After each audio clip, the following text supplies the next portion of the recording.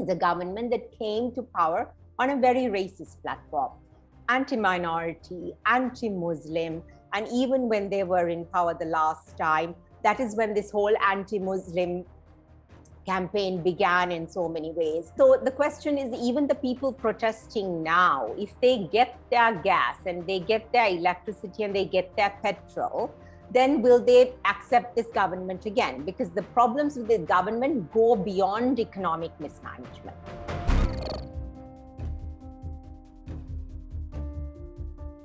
There are ongoing and increasing protests. Every day we see more and more people protesting. Today, we have seen even staff of the government hospitals have begun protesting. And they are protesting also because in the hospitals now we have a severe shortage of even basic medical implements and basic catheters. Petrol or the fuel queues are still continuing. There's still a problem with diesel. There's still a problem with gas. Protesters are calling for primarily the president to resign, but they also want everyone from the president's family to resign. So the slogans for the protest are "Go home Gota, go home Rajapaksas."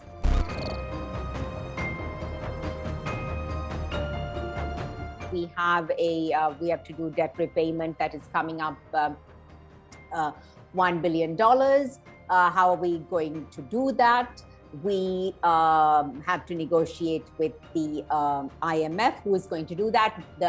When the whole cabinet resigned, the former justice minister was appointed as the finance minister. In less than 24 hours, he resigned. He has been reappointed as the finance minister. Inflation has skyrocketed because, as you know, the rupee, Sri Lankan rupee, was floated, and it has also, the rupee has fallen, the value of the rupee has fallen.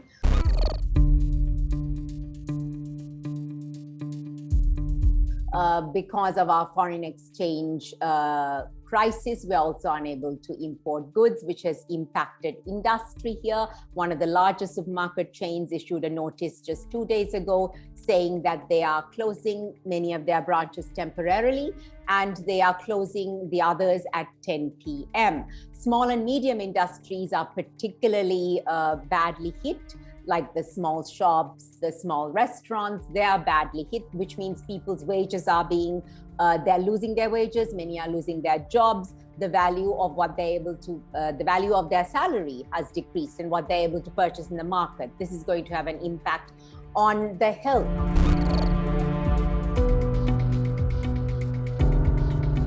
Sri Lanka has a balance of payments problem for a long time. We've had debt for a long time, and our income has really just not been enough to meet our expenditure, and we've not been able to increase that. And of course, when this government came in, definitely the Easter attacks had an impact on the tourism industry. Before we could barely recover. Then we had the pandemic, we had COVID, that too impacted. Then, of course, a series of measures the government imposed, like removing the taxation, removing the taxes. That was once again a populist move. So that goes back to the political issue. The government has functioned on a very populist platform, and that is one of the reasons that we are here today as well.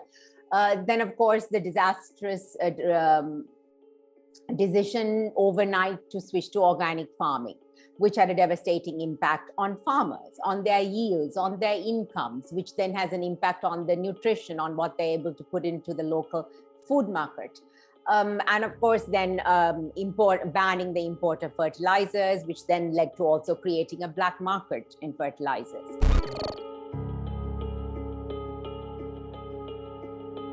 This is a government that came to power on national sovereignty, on protecting national sovereignty, saying that they will not be dictated to by the international community. They will not go to the international community. That, I think, also drove its decision not to go to the IMF sooner, which means that we would not have been in this position. Also, the political factors of the culture that we have here. It's nepotism, it's patronage, there's no checks and balances, which means they appointed one of their allies as the governor of the central bank when it was clearly proven the last time around that he was not competent for the job. We have even seen the opposition engaging in theatrics. They are undertaking protests in parliament. They are not calling for a no confidence motion. And it is also about throwing accusations and counter accusations and not coming up with actual solutions.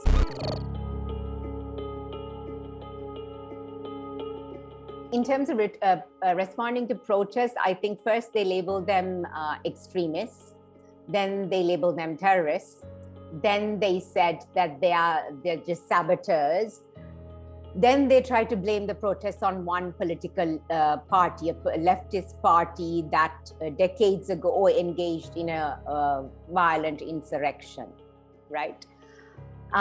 And they also used excessive violence at the protest in front of the president's house. There was people who were arrested during the protest, including 4 journalists were assaulted by the police in custody. That is what they allege. We also saw that when those people were brought to court, we ourselves could witness the injuries. And then particularly the journalists said that they had been assaulted.